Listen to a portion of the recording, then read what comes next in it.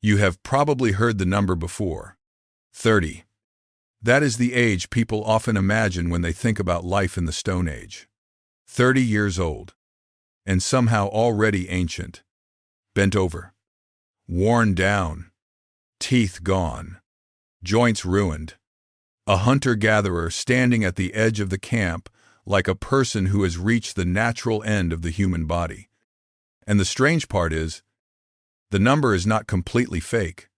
That is what makes it so dangerous.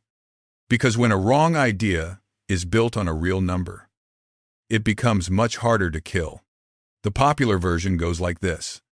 Ancient humans lived brutal, short lives. And by the time you reached 30, you were basically old. Maybe lucky, but old. Modern humans live long because modern life finally stretched the human body beyond what it used to be capable of. It sounds clean. It sounds obvious. And it is almost completely wrong. The first trap is hidden inside the phrase itself. Life expectancy. When people hear life expectancy was around 30, they imagine the age most adults died. But that is not what life expectancy at birth means. Life expectancy at birth is an average. It does not ask, how long did a healthy adult usually live? It asks something colder. It takes every person born into a population, including babies who died very early, children who never reached adulthood, adults who died in accidents, and elders who lived for decades, and folds them all into one number. One average. And averages can tell the truth while hiding the reality. Imagine 10 people. 5 die before their 5th birthday. The other 5 survive childhood and live to 70. Now add all their ages together and divide by 10. The result is roughly 36. But look carefully at what just happened. Half of that population lived to 70. Nobody died of old age at 36. Nobody reached 36 and suddenly collapsed because the human body had hit its ancient expiration date. 36 is not a lived experience. It is a shadow cast by a terrible number of early deaths. That is the secret inside the Stone Age myth. The average was not low because everyone became old at 30. It was low because childhood was one of the most dangerous places a human being could pass through. You were not living in a world where adults reliably drop dead before middle age. You were living in a world where too many people never got to become adults at all. And once you understand that, the whole picture changes. Because if you survived the first brutal years, if you made it through infancy, disease, hunger, injury, and the fragile early stages of life, your future did not automatically end at 30. The better question is not, why did ancient humans die so young? The better question is, who is being counted? Because when researchers look at people who survived into adolescence, the numbers become very different. Those who made it to around 15 could often expect many more decades of life. Not immortality, not comfort, not safety, but a real adult lifespan, sometimes into the 60s, sometimes into the 70s. That is not a minor correction. That is a completely different world. One version says the past had no old people. The other says old age existed, but it was guarded by a brutal gate. And the gate was childhood. So the number 30 does capture something real. It captured danger. It captures loss. It captures a world without modern medicine, without antibiotics, without vaccines, without the safety nets you barely notice because you were born inside them. But it does not capture what most people think. It does not mean ancient humans were finished at 30. It means the average was being dragged down by those who died before life had really opened. So now the myth becomes darker, not because everyone died young, but because so many never got the chance to grow old. And once you see that gate, the question changes. You are no longer asking why ancient humans became old at 30. You are asking why so many never made it past the beginning. And the answer is not one monster hiding in the dark. It is a whole system of risk. Start with disease. You are born into a world with no vaccines, no antibiotics, no emergency room, no clean medical equipment waiting behind a door. Your body has an immune system, but it is young, it is learning. And in the first years of life, that learning process can be brutally expensive. A fever that modern medicine might control. An infection that today might be treated with a simple prescription. A respiratory illness that now sends you to a clinic. In that world, these are not small interruptions. They can become the line between growing up and disappearing from the average. But the disease story is stranger than people think. Because hunter-gatherer life was not simply a dirtier version of city life. Small, mobile groups were actually protected from some of the worst epidemic diseases that later became major killers. Diseases like smallpox, measles, and plague need dense populations. They need enough bodies close enough together to keep moving. A disease can burn through a small, isolated group and then run out of hosts. But when humans settled down, the map changed. Farming brought people closer together. Villages held more bodies in one place. Domesticated animals lived closer to humans. Waste and water became harder to separate. And suddenly, diseases had what they needed: density, contact, and time. This is the uncomfortable part. Agriculture solved some problems, but it created others. It gave humans more predictable food in some conditions. But it also built environments where infections could spread in ways that small mobile bands often avoided. Progress did not erase danger. It changed the shape of danger. Then there was childbirth. For a modern person, childbirth is still serious. But in a pre-modern world, it was one of the great thresholds of mortality. And it threatened two lives at once: the infant and the mother. A 1 or 2% risk of dying from childbirth complications per birth may sound small when you hear it once. But you have to imagine that risk repeated again and again across many births.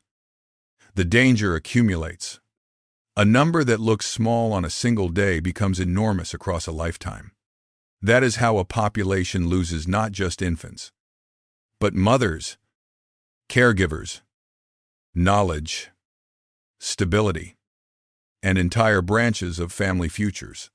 For children, the threats stacked even higher: birth complications, food shortages, immature immune systems, infections without antibiotics, disease without vaccines. A small body has less room for error, less reserve, less time. So when estimates suggest that 30 to 50% of children in many pre-modern populations died before adulthood, that number is not just a statistic. It is the force pulling the whole average downward. It is why a population can contain elders and still produce a life expectancy that looks shockingly young. And then come the dangers you barely think about because modern life has trained you not to fear them. A fall, a broken bone, a cut that becomes infected, a cold that turns into something worse. Today, these often mean treatment: a cast, medication, a hospital bed, a doctor who has seen the problem before. But for most of human history, the body had to negotiate alone. This is why antibiotics matter so much. They did not make humans biologically stronger. They changed the consequences of ordinary damage. Before antibiotics, a small infection could become a serious threat. After antibiotics, many of those same threats became survivable. So the real difference between you and an ancient human is not that your body is built from better material. It is that your world catches you more often. The ancient world did not need everyone to age quickly. It had other ways to lower the average. It could take you at birth, It could take you in childhood. It could take you through infection, childbirth, hunger, accident, or a wound that modern medicine would barely remember. So by the time you return to that old myth, the image has changed. The past was not a place where the human body expired at 30. It was a place where too many people were stopped before aging ever had the chance to begin. But that leaves one final question. If some people did survive that brutal gate, what did old age actually look like? So now you are standing on the other side of the brutal gate. You have survived infancy. You have survived childhood. You have survived infection, hunger, injury, and a world that could turn ordinary damage into a serious threat. And the question becomes unavoidable. If you made it this far, what happened next? Did the ancient human body simply collapse at 30? The bones say no. Some prehistoric remains show the same signs you would expect from people who lived long enough to age. Worn teeth, healed fractures, arthritis, bone stress, and joints shaped by decades of use. Not a body that expired the moment adulthood began. A body that kept going. A body that carried years. And this matters, because old age was not just a biological detail. It was a social force. In hunter-gatherer and traditional societies studied by anthropologists, elderly people are not imaginary. They are there. Some live into their 70s. Some occasionally reach their 80s. And they are not useless background figures at the edge of the camp. They remember where food appears when the usual places fail. They know which seasons are dangerous. They know what changed last year, and the year before that, and the year before anyone younger was paying attention. They help care for children. They carry knowledge that does not fit inside muscle. Speed, or youth. This is where the grandmother hypothesis becomes important. The idea is simple. An older woman who no longer has children of her own can still help her descendants survive. She can help feed grandchildren, protect them, watch them, teach them, keep them alive through experience. Younger adults do not yet have, and if that help improves survival, then long life after reproduction is not an evolutionary accident. It becomes useful. It becomes something selection can work with. But here is the deeper point. If ancient humans truly and uniformly died at 30, this pattern would make no sense. Evolution does not preserve a role that no one lives long enough to perform. The very presence of old people in human societies tells you something the myth tries to erase.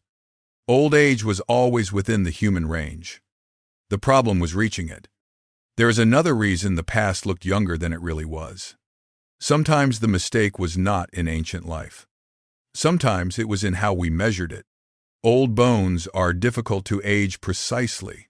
For young people, teeth and growth markers can give clearer clues. But once someone is older, the signals blur. A skeleton from a person in their 40s can be hard to separate from one in their 60s. So for a long time, many older adults were compressed into broad categories, like 50 plus. Think about what that does. If someone lived to 70, but your method can only safely label them as older than 50, the past loses 20 years on paper. The person did not die young. The measurement made them look younger. The Libin site in Ohio shows why this matters. This Native American skeletal collection, dated roughly from 800 to 1100 CE, was studied for decades. Early analysis seemed to support the familiar picture. Few people living far beyond their 40s or 50s. But later methods changed the story. Some individuals placed in broad, older adult categories had likely lived considerably longer than the first estimates suggested. That is not just a technical correction. It is a warning. The ancient old were there. We just were not always good at seeing them. And now, the final reversal becomes clear. Modern medicine did not invent old age. It raised the odds of reaching it It helped more children survive the years that once erased them from the future.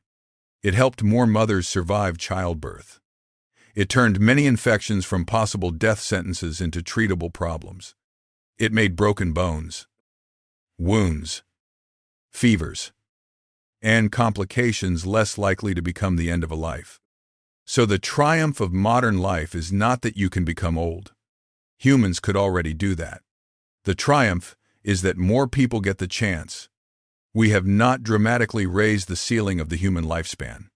We have raised the floor, and that is why the number 30 is so misleading. It captures something real. It captures loss. It captured danger. It captures a world where too many lives ended before they could unfold. But it does not mean ancient humans were finished at 30. The darker truth is not that everyone died young. The darker truth is that so many never got the chance to grow old.